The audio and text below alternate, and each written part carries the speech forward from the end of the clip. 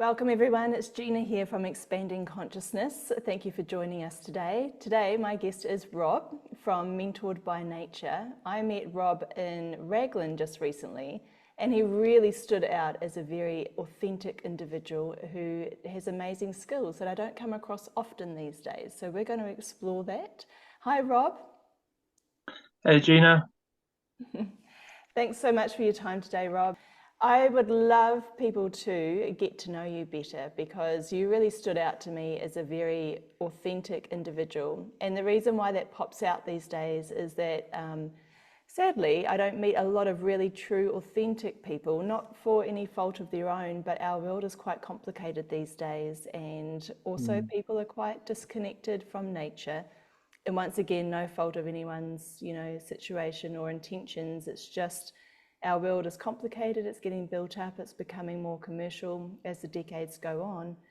And coming across someone who is deeply connected to nature and also really living very authentically and simply is a real delight. It's actually a real joy to come across. And for me, being a very energy sensitive person and working in the field of energy alchemy and working with people, when I come across someone's energy field that resonates authenticity and transparency, I take notice. And that's why I want to have this conversation with you today and just really explore who you are and how you've stayed so connected to nature and true to yourself.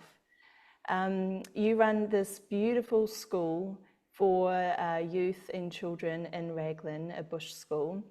And I'd like to know a little bit about you and your journey. How did you get to do that or find yourself in that situation where you can offer the community such an amazing experience and really the chance to connect back into nature, which is just a beautiful thing because a lot of our children go to school these days, and while they might be surrounded by fields and paddocks, actually your bush school is very different to a traditional school. So I'm going to hand it over to you, Rob, and anything you'd like to tell us about how you got to where you are today is welcomed, and love to know a little bit about your bush school.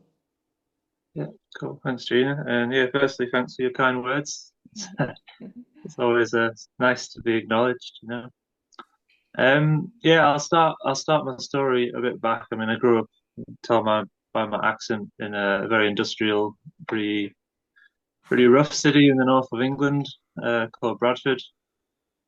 And I was pretty much your typical city kid for, up until I was 17, really. And that was when I came to New Zealand for the first time, not initially to live, but my parents were moving out here, and that's how I got here. So I was under 16 when they made their application. And on my trip here, I went from I was big into music. Music was my life when I was living in Bradford. I was a DJ and producer, and later became a musician, and really making the most of kind of the music scene.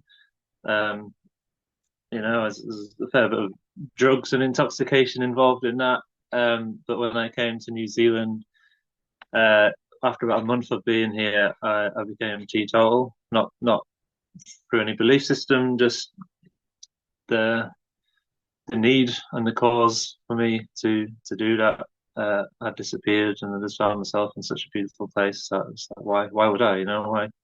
I'm so grateful to be here as present as I can, and obviously, sober is is the best presence we can have.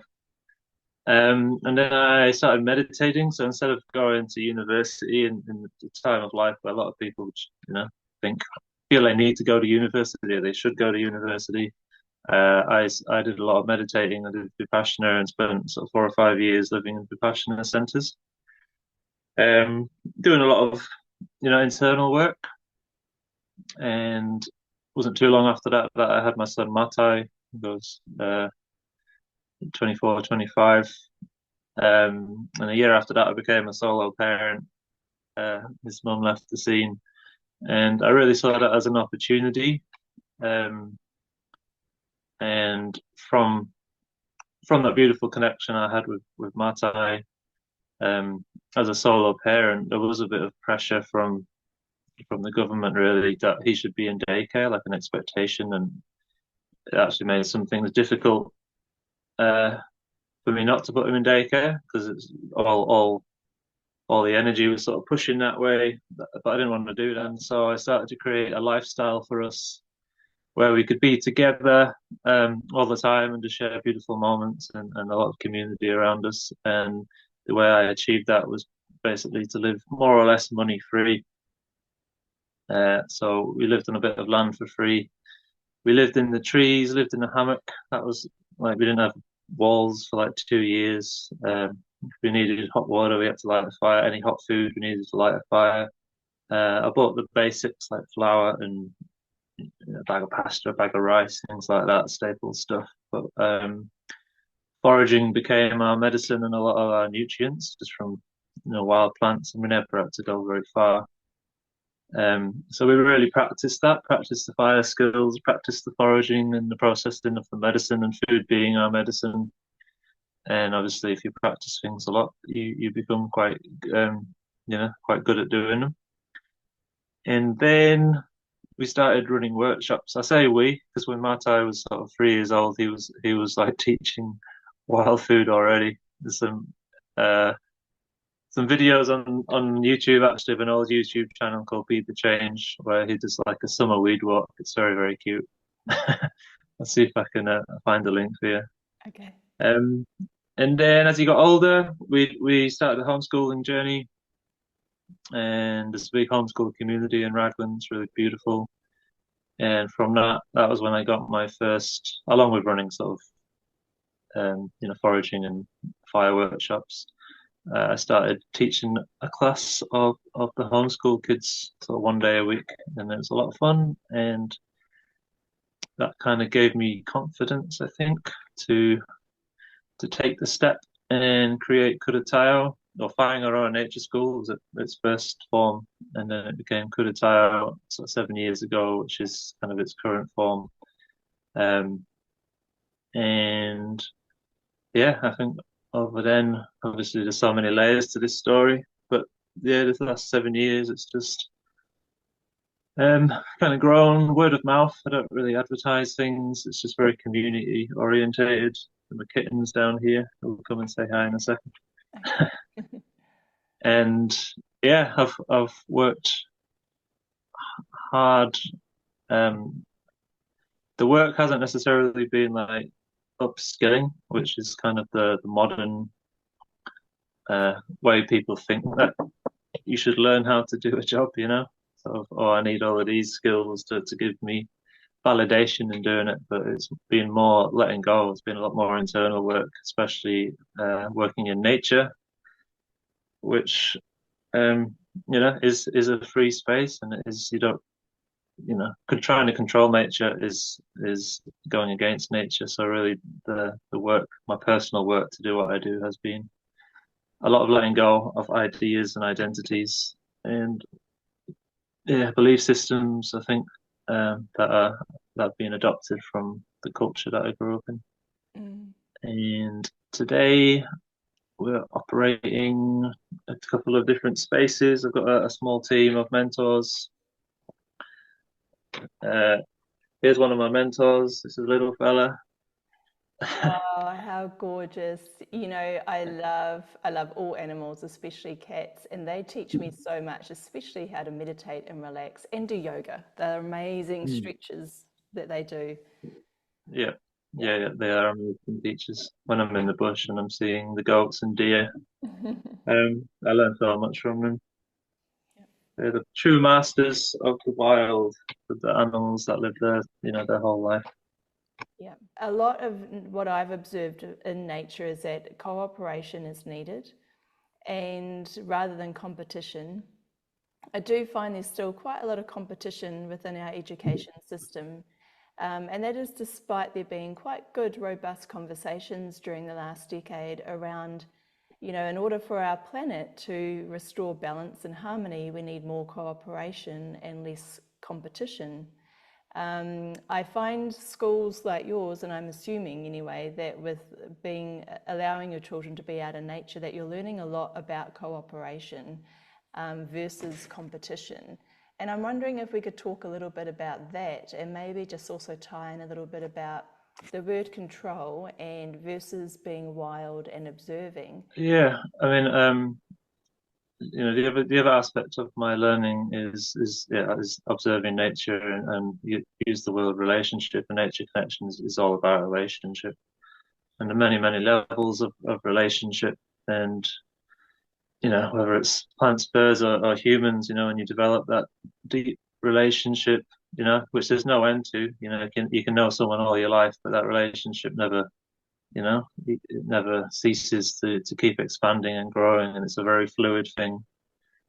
And especially in nature, as in with humans, if you want to really get to know nature, you need to know stormy nature, not just sunny nature. You need to know the darkness as well as the light to really understand, because everything's so entwined.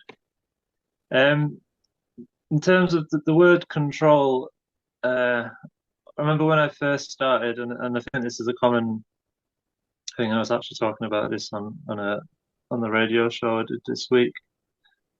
I felt, imagine it's Monday today, and I've got a big group of kids tomorrow, and the feeling I'd feel a lot of anxiety for the pressure to hold that space and the expectations, many of which I put on myself.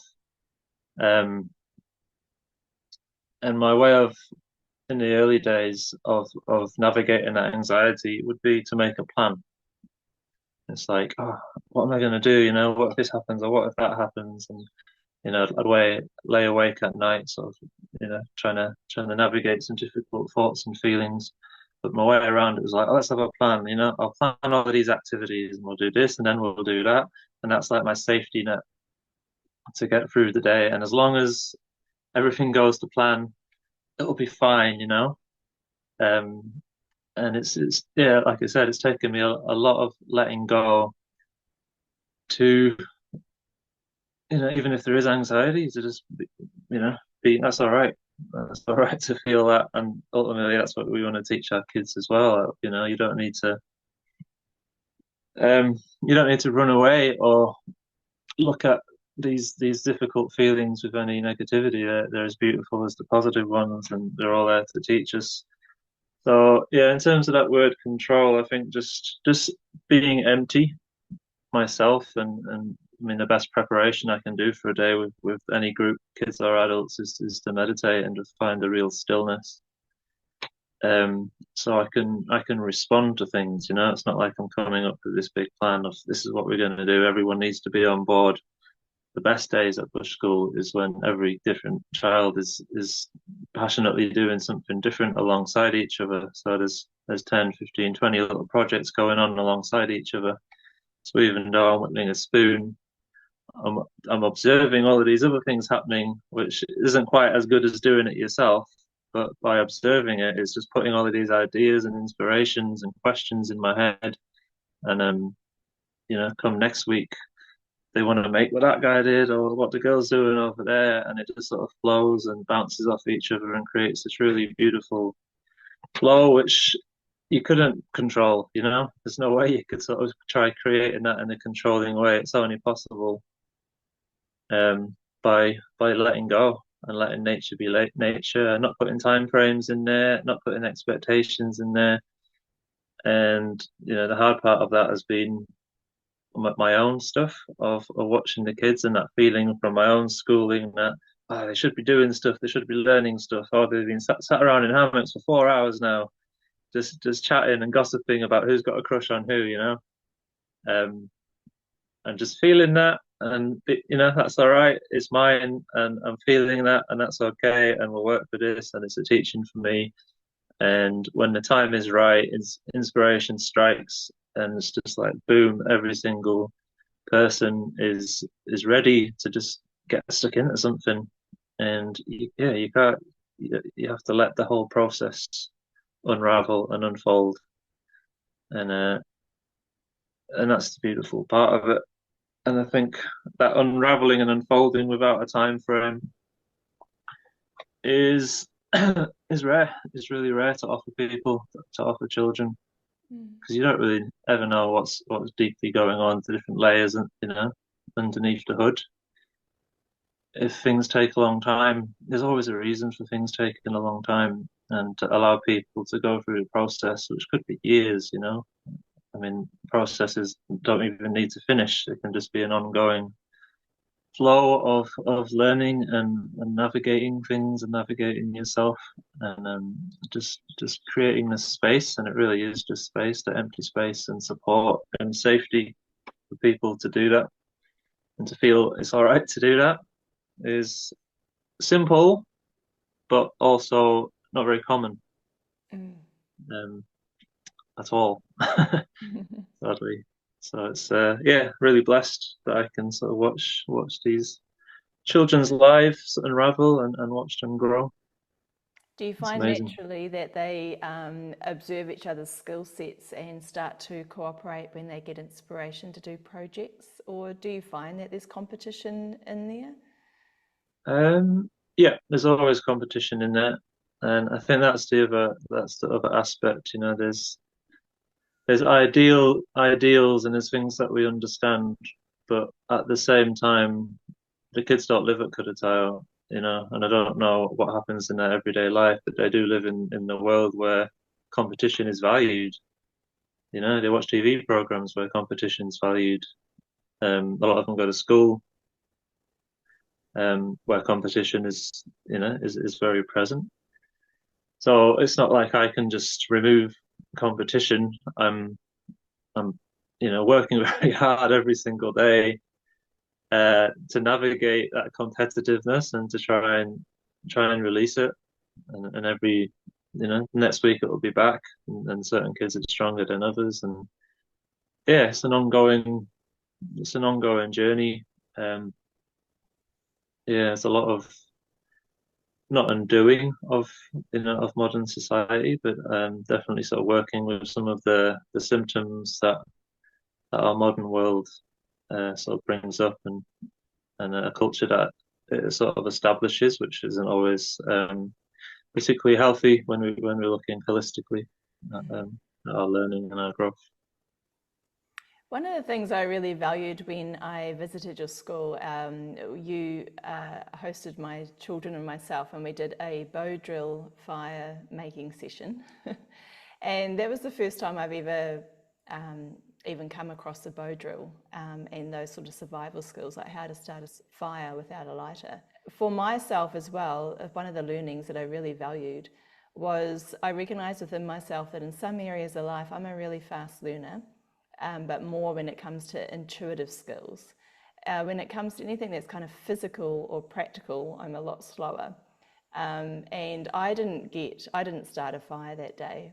But what I really loved was that you really did emphasize that it's the journey and to take your own time. And every time that we practice starting a fire with a bow drill and creating like crafting the whole bow drill, just to really enjoy Mhm. it, take your time.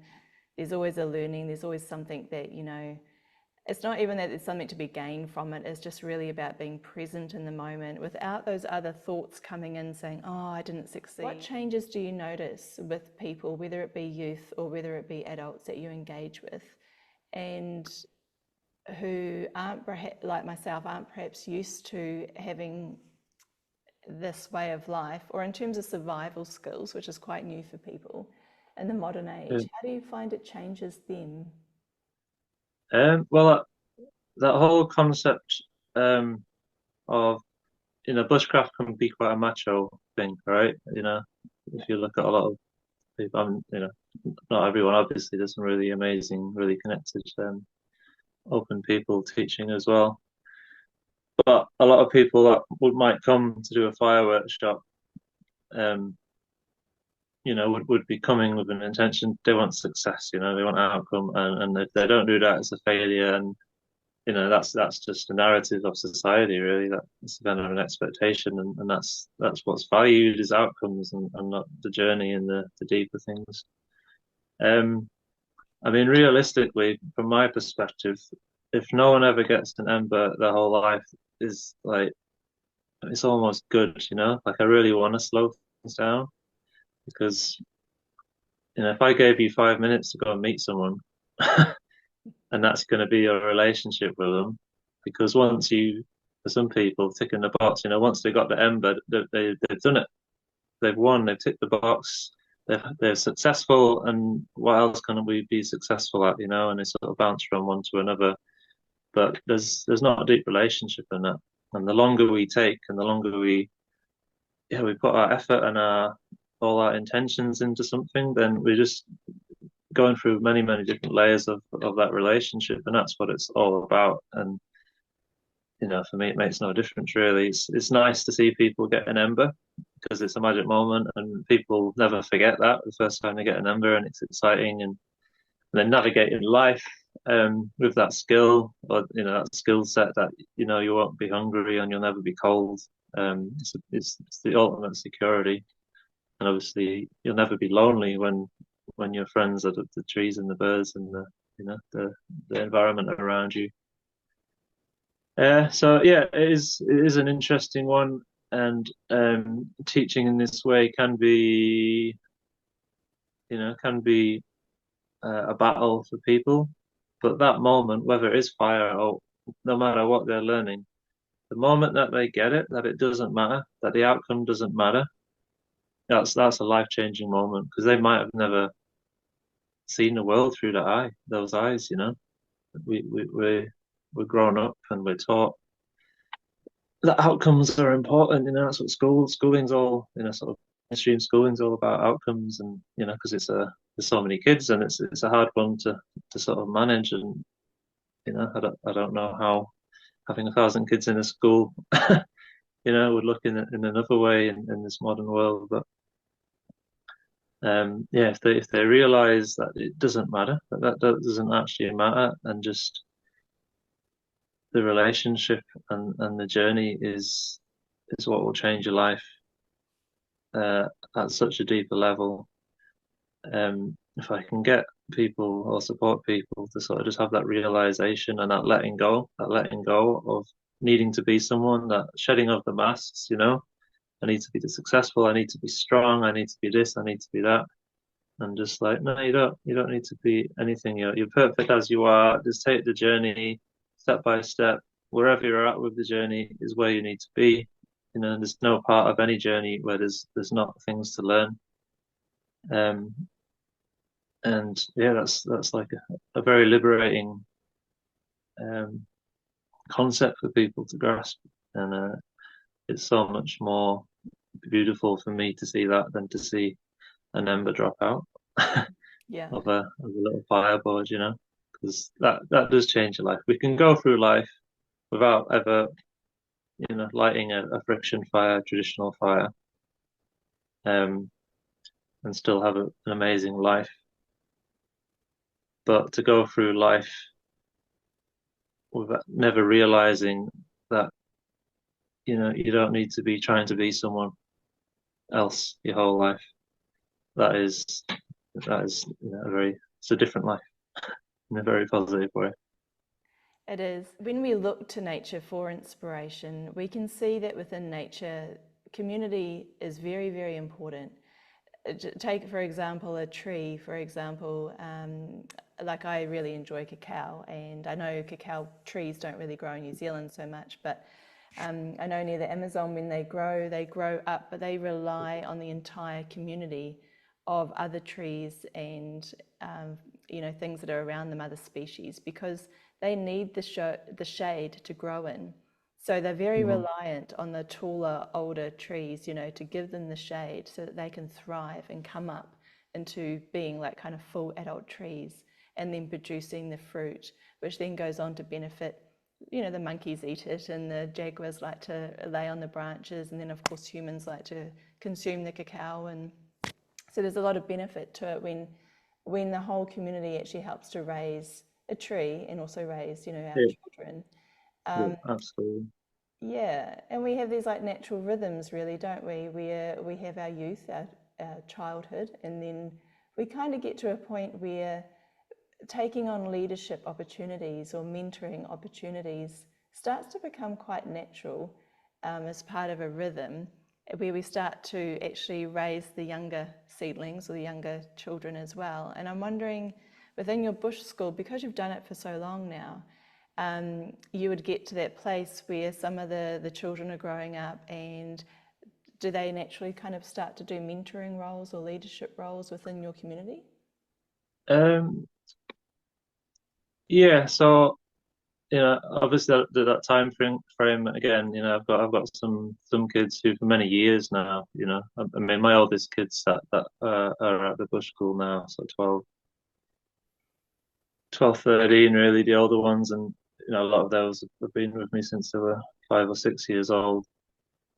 Um, yeah, again, there's no time frame. So for some, they were ready kind of years ago, and they were already mentors, and I'd spend the whole day just with their eyes on the younger ones and helping where help was needed, and just very naturally, that's kind of who they become.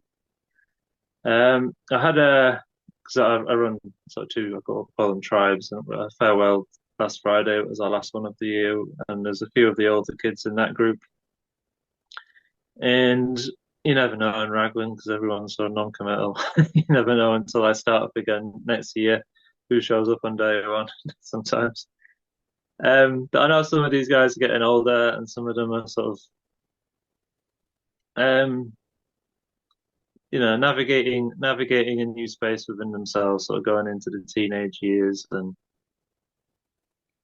in a modern context, it's quite hard. My boy Mata is 14 now, and I've sort of seen him asking some questions and needing a lot more, but maybe not knowing what he needs. He just knows he needs something, but he doesn't know what it is, and how do you sort of feed that? Because in a more traditional context, nature would feed that because we're living so closely to nature. But in this modern world, um, we have to be quite creative, I think, and really deeply listening to the individual and what's going to sort of help them along on their path. So yeah, a few of them might be sort of considering, oh, am I too old for this now? I need something else. So I just sort of laid down the law, for foremost, whatever they choose to do, doesn't matter if they've been with me for 8 years, like I'll always only ever support any decisions they make. So it kind of takes away any, I guess, guilt or expectation that they're meant to, stick around. But then the next step for them is to, if they're inspired to be, is to join the space as a mentor. And so the pathway for them would be to come to some of the adult classes and sort of just work a bit harder at some of the skills. And we have sort of mentor sessions, days where just the mentors come and I mentor the mentors on how to mentor. um, and just and then when the time is right and they're confident, and there's not really a stage anyone needs to be at to be a mentor.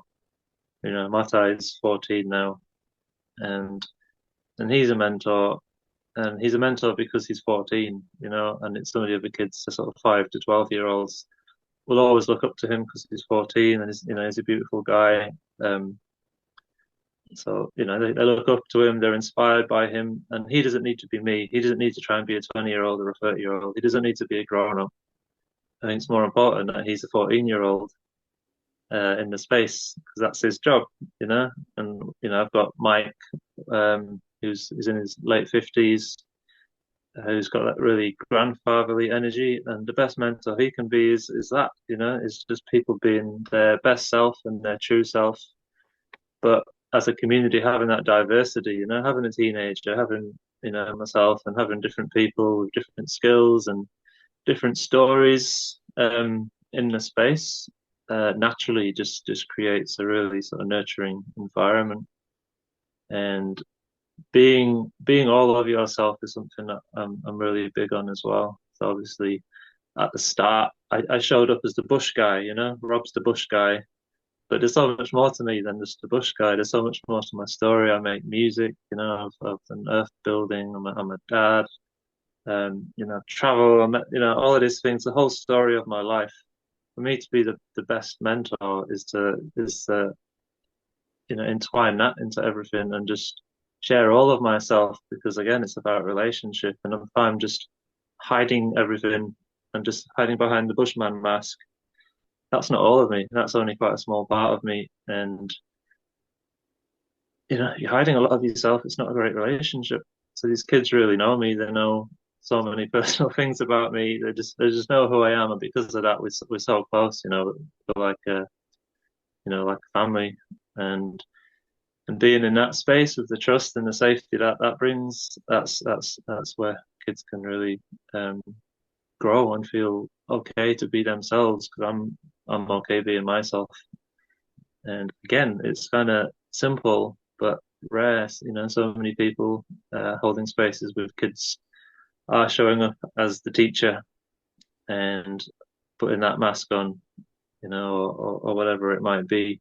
But to actually just be open and vulnerable, one, it feels amazing to just 100% be yourself every day Yeah. and be seen as yourself and be celebrated as yourself.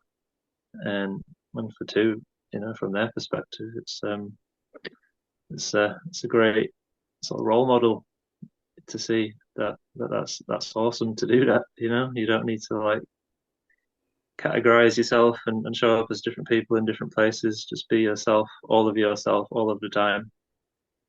I think that's And such a beautiful gift that, people get to have who are involved in like your bush school or around in your life because like you say, you're just being you, like the whole of you.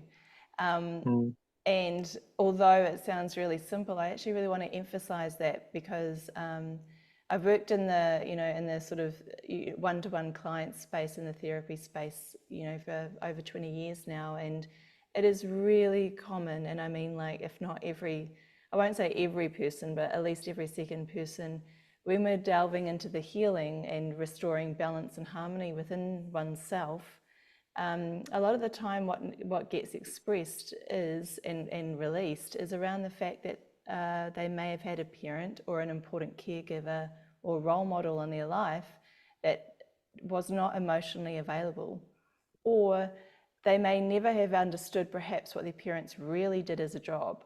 Or, you know what I mean? Like, it's amazing that we can live a decade or more with someone and actually not really know what they do for maybe 8 hours a day or have mm, that understanding. Um, and also, when people are, and I'm going to stereotype, and I know I'm stereotyping here, but a lot of people say that the father figure or the male figure was emotionally unavailable. And yes, that happens with females as well, but females can be a lot more chatty and expressive sometimes around their family. And sometimes the males, they're often in the traditional provider role, they'll go off to work, and then when they get back, they might just be a bit tired or just for whatever other type of conditioning they've gone through, perhaps a little bit emotionally unavailable. But it's interesting how that ripples through, uh, our children's mm, lifetime. Um, Coming across mentors, especially with sort of healthy masculine energy as well, and where there's quite a bit of balance and quite a bit of openness in terms of, yes, be comfortable to ask me any question and you'll give your best sort of answer that you can in that moment. And that's engaging. That's just being available. It's being available to listen as well as to express. And that's amazing. And I'm wondering if you've got kind of any insights there around, like, were you always that way, or have you got any kind of like little learnings or tips for anyone that's recognizing within themselves that perhaps they are surrounded by people that are really important to them, but they don't have a deep connection with them because perhaps they're not just being fully authentic or open or expressing all aspects of themselves in the right moments? yeah.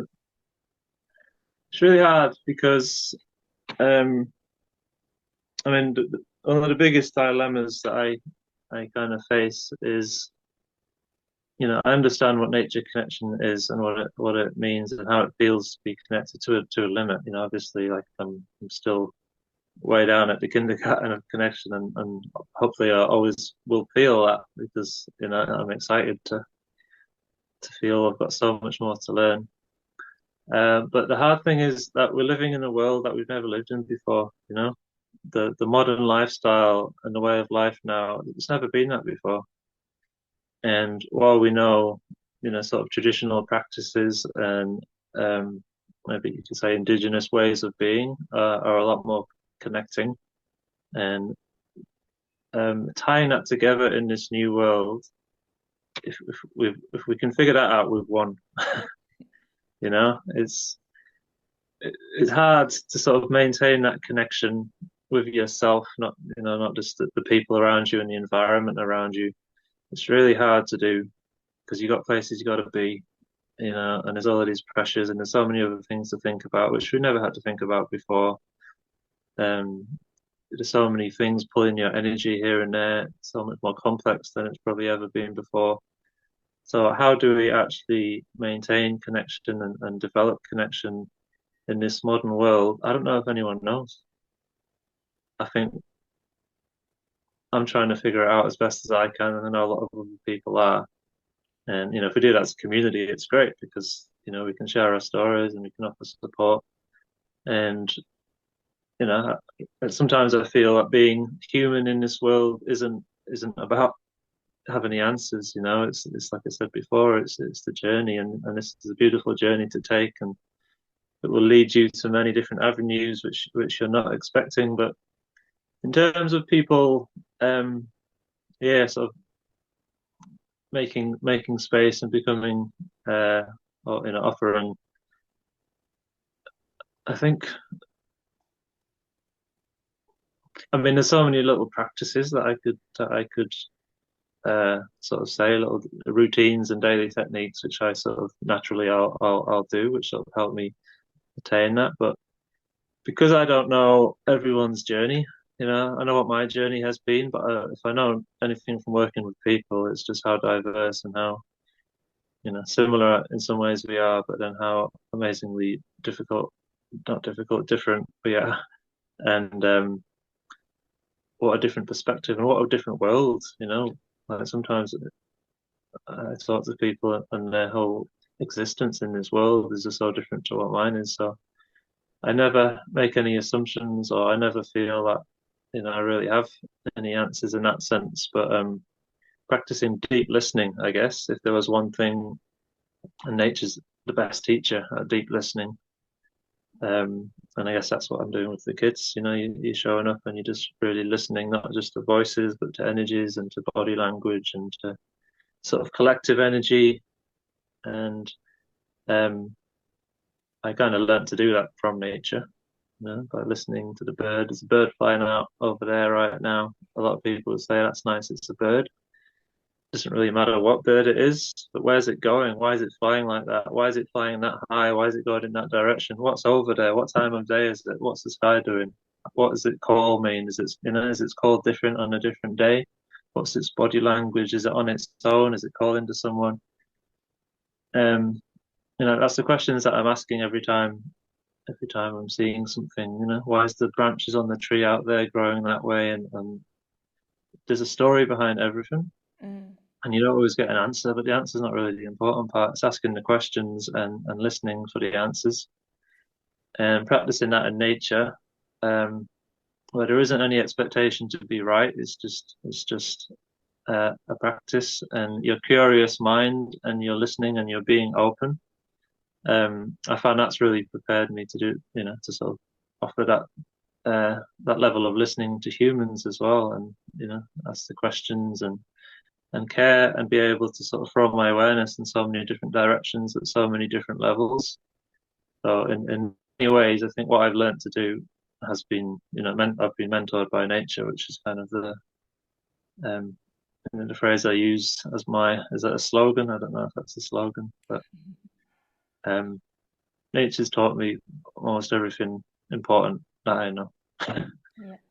And you just have to listen. You just have to be present, be out there, and listen. And when you begin that, it might be things which might seem so basic, which is the first challenge, is to stand there and you feel you're meant to be doing something.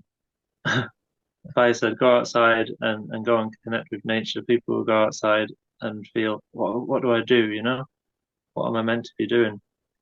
And that's the first challenge, is quietening that, letting that subside until you don't feel like you need to do anything. You just stare. You just stare, and nature's there, and you are nature, and you're part of nature, and every movement you do affects the world around you. and you just watch and you just listen, and as a meditation, I guess. And that simple practice, you don't need to go anywhere to do it. You don't need to go make time and go spend an afternoon in the bush. Step outside. If you can't step outside, do it inside. Just stop and listen, and whatever sounds, if it's an aeroplane or a helicopter or a car driving by, don't ignore it. That's what every bird is hearing and every insect is hearing as well. That's just our world, and nature isn't a line drawn between what humans created and what they haven't. From the perspective of any tree and any bird or any insect or animal, nature is our world. It's everything. Many levels that we haven't understood yet. So I never feel, I know that nature's always got so much more to teach me, that I know not to grasp hold of everything that I feel is this concrete, solid truth, because every time I do that, nature will shatter it for me at some point. So just being fluid and open, and like anything, if you do these things with regularity, and and frequently, and whatever time you spend doing these, it creates pathways, and it increases your ability to do it. And within time, whatever it is, you get good at doing it. And when you get good at listening to nature in this way, you'll get really good at listening to humans as well. Yeah. I think it's really important to always keep expanding ourselves, even just the natural rhythms that you kind of are talking about there in terms of observing nature, the bird, what's around you, and staying curious about it is just one of those practices that if you do it, it just keeps expanding you. And then you start to realize that nature's got its own rhythms, that, in the southern hemisphere here in New Zealand, according to the Gregorian calendar, the 1st of December is when our summer starts. But when you actually are connected with nature, summer doesn't start on that day, right? It can start earlier, it can start later, and doesn't really start. It's more just a transition between what we call springtime into summertime. And there are distinct differences between spring and summer, but there's a transitional period that doesn't start according to our Gregorian calendar. And then even just the idea of calendars and linear time.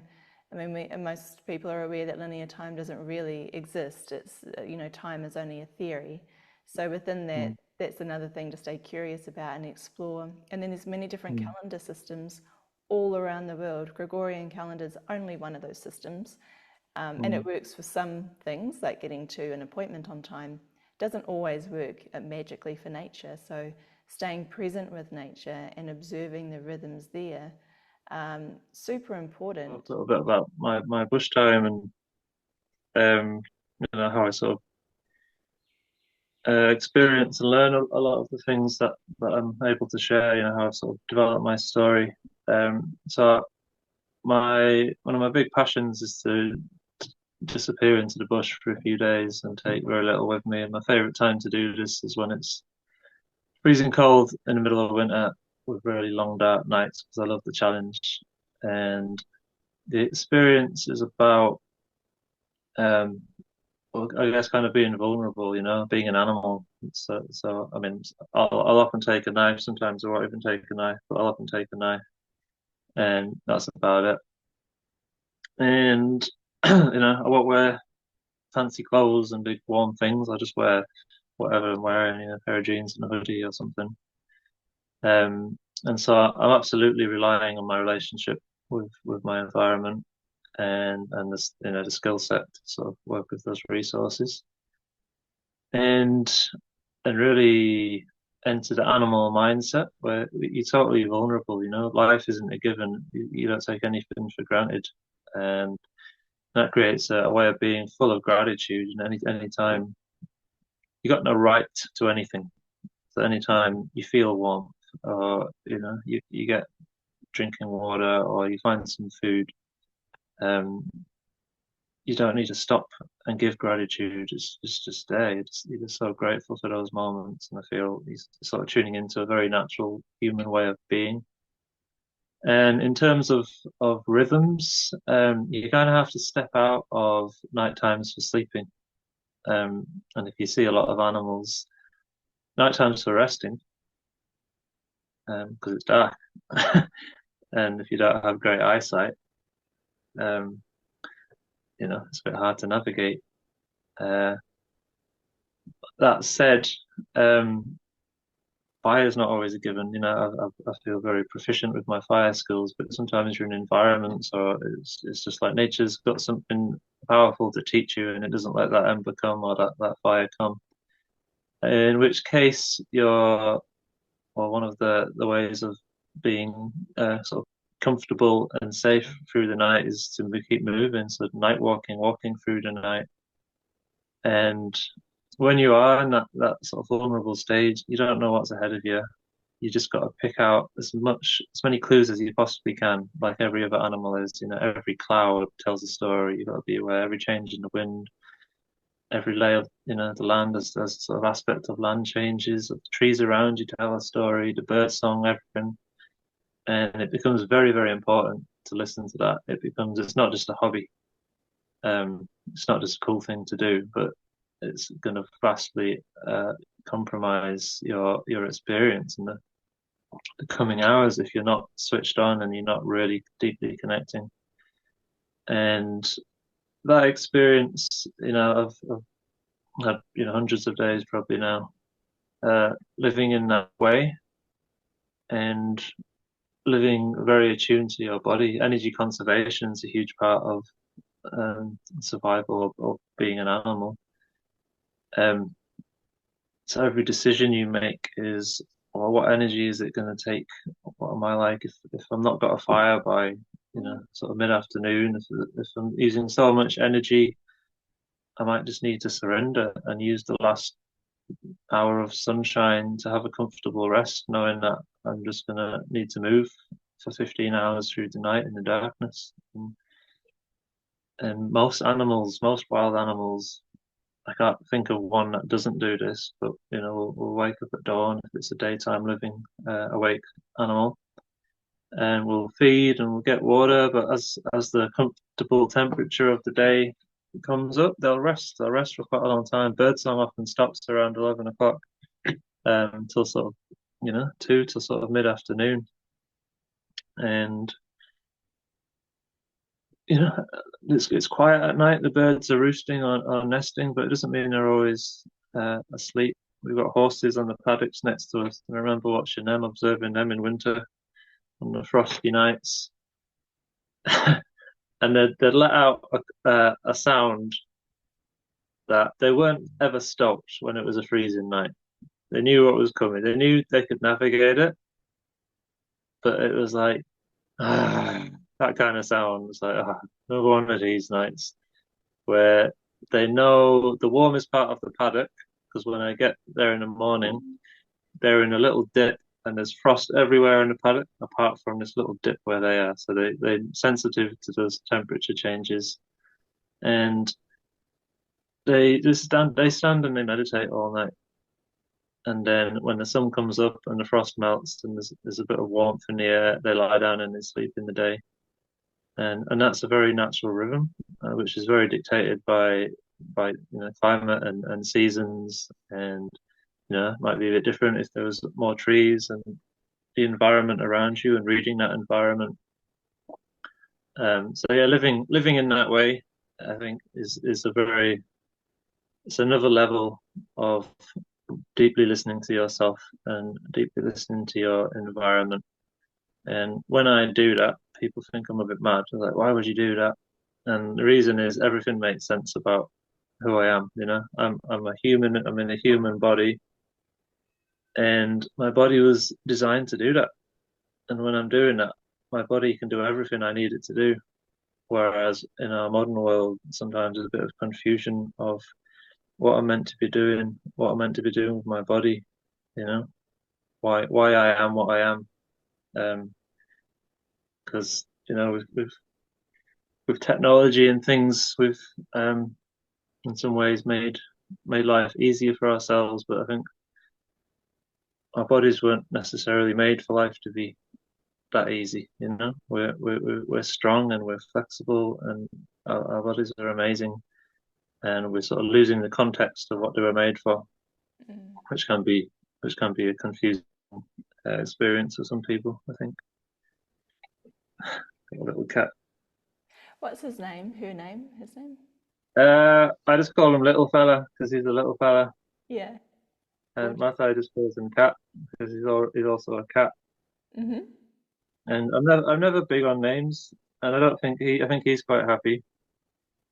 And then I thought when people like my brother's coming over this week, and I think it's a nice thing if it doesn't really compromise, the cat's well-being, but for people to like call him what they want because it's a thread of connection, and it makes them feel closer that they get to choose. They get a special little thread, little gateway to connect with little fella instead of like, oh, he's called this and you must call him that name because he's mine.